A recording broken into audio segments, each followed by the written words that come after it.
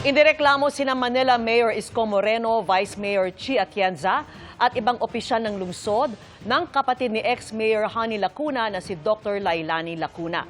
Kaugnay po yan ng pagtanggal sa kanya at ilang board member ng Liga ng mga Barangay ng Maynila, gayon din sa ilang miyembro ng konseho ng lungsod. Graft, usurpation of authority, grave misconduct at grave abuse of authority ang inihain. Ayon kay Lacuna, dineklarang bakante ang posisyon nila sa ipinatawag na General Assembly ng lahat ng mga punong barangay sa lungsod kung saan hindi umano sila inimbita. Tinanggal din siya bilang ex-officio member ng Manila Council. Nagkaroon din umano ng special elections para sa mga posisyon na hindi anya nasaksihan ng DILG. Sabi ng City Hall, hindi pa nakatatanggap si Moreno ng kopya ng reklamo.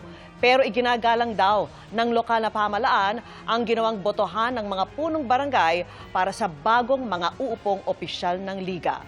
Hindi pa rin natanggap ni Vice Mayor Atienza ang kopya ng reklamo pero sasagot daw siya kapag nasa opisina na niya ang mga papeles.